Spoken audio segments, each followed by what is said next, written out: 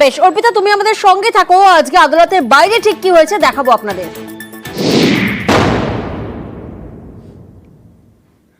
দেখুন, যে ছবি আপনাদেরকে দেখাচ্ছি, এদিন আদালতে টালা থানার অপসারিত ওসিকে পেশ করার আগে তাকে ঘিরে বিক্ষোভ, সিজিওর সামনে অভিজিৎ মণ্ডলকে ঘিরে বিক্ষোভ, স্লোগান, জুতো হাতে সিজিওর সামনে বিক্ষোভ। দেখুন, যে ছবি আপনাদেরকে দেখাচ্ছি, আদালতে টালা থানার অপসারিত ওসিকে পেশ করার আগে তাকে ঘিরে বিক্ষোভ দেখানো, এবং এই মুহূর্তে যে ছবি আপনাদেরকে দেখাচ্ছি, সিজিওর সামনে বিক্ষোভ চলে জুতো হাতে, অর্থাৎ আদালতে প্রবেশের সময় এবং তার আগেও যখন বেরোচ্ছিলেন সিজিও থেকে, সেই সময় কিন্তু জুতো দেখিয়ে এভাবেই বিক্ষোভ দেখানো হয়।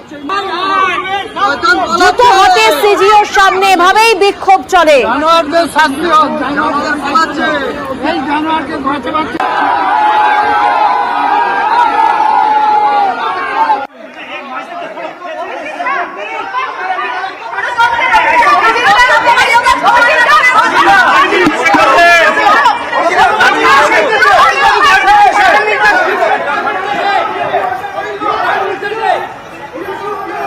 একেবারে যে ছবি আমরা দেখছি, আদালতে টালা থানার অপসারিত ওসিকে পেশ করার আগে তাকে ঘিরে বিক্ষোভ, সিজিওর সামনে অভিজিৎ মণ্ডলকে ঘিরে বিক্ষোভ।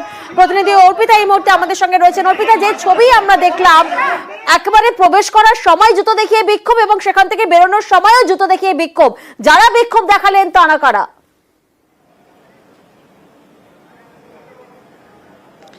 দেখো, তোমাকে জানাই যে আজকে গতকালকে এই খুন এবং ধর্ষণের ঘটনাতে ওসি টালা থানার ওসি অর্থাৎ অভিজিৎ মণ্ডলকে প্রায় 7 ঘন্টা জিজ্ঞাসাবাদের পর সিবিআই আধিকারিকরা গ্রেপ্তার করেছিলেন, এবং আজকে যখন তাকে আদালতে নিয়ে যাওয়ার আগে যখন তাকে মেডিকেল করানোর জন্য যখন তাকে বের করানো হয়, সেই সময় সিজিওর সামনে আমরা দেখি যে সেখানে কিন্তু একেবারে বিক্ষুব্ধ যারা জনতা, তারা কিন্তু চটি নিয়ে এবং জুতো নিয়ে রীতিমতো কিন্তু সেখানে তারা স্লোগানিং তারা দিতে থাকে পুলিশের বিরুদ্ধে। কারণ কলকাতা পুলিশের বিরুদ্ধে যে ষড়যন্ত্র, তথ্য প্রমাণ লোপাট এবং যে একাধিক অভিযোগ রয়েছে, যে এফআইআর করতে ঢিলেমি অর্থাৎ কর্তব্যে গাফিলতির যে অভিযোগ রয়েছে, এই তিনটি পার্সপেক্টিভেই কিন্তু নির্যাতিতার পরিবারের সদস্যরাও তারা অভিযোগ তারা করেছিলেন।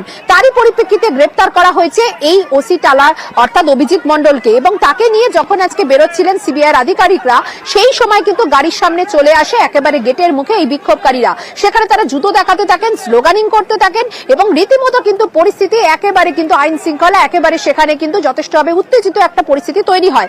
সঙ্গে সঙ্গে সেখানে বিধাননগর কমিশনারের পক্ষ থেকে সেই সমস্ত পুলিশ আধিকারিকরা যায়, ঘটনাস্থল থেকে সেই যারা সেখানে বিক্ষোভ যারা দেখাচ্ছিলেন তাদেরকে সেখান থেকে সরিয়ে দেওয়া হয়, এবং জুতো হাতে বেশ কিছু বিক্ষুব্ধ সেখানে জনতাকে দেখা যায়, তাদেরকেও কিন্তু সরিয়ে দেওয়া হয়, এবং তারপরে সিবিআই এর যে গাড়ি, সেই গাড়ি করে সোজাসুজি নিয়ে যাওয়া হয় বিআর সিং এ। সেখানে মেডিকেল চেকআপের পর তারপরে কিন্তু শিয়ালদা আদালতে পেশ করা হয়। অর্থাৎ বিক্ষুব্ধ যে জনতা, যে ছবি তুমি দেখতে পাচ্ছ যে সিজিওর গেটের সামনে, সেখানে কিন্তু রীতিমতো জুতো দেখিয়ে বিক্ষোভ, এবং আদালতেও কিন্তু আমরা দেখলাম যে সেখানে বারের যে মেম্বার তারাও কিন্তু অপোজ করছে বা তারাও কিন্তু এর বিরোধিতা করছে যে তার হয়ে যেন কোনো আইনজীবী যাতে না দাঁড়ায়, এমনকি এই অভিযুক্তের আইনজীবীকে তারা কিন্তু থ্রেটও করে বিচারক নেমে যাওয়ার পরে।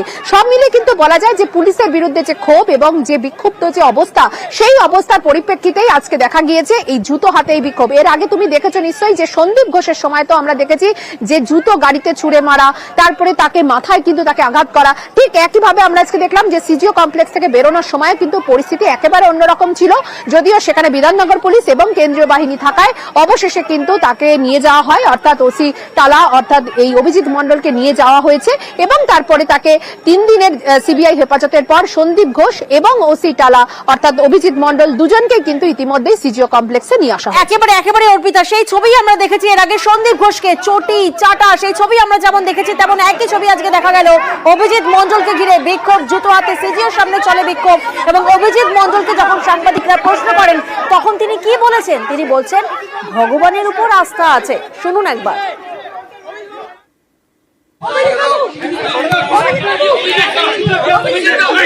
ভগবানের উপরে বিশ্বাস আছে, ভগবানের উপরে বিশ্বাস আছে, ভগবানের উপরে আমরা বিশ্বাস করি।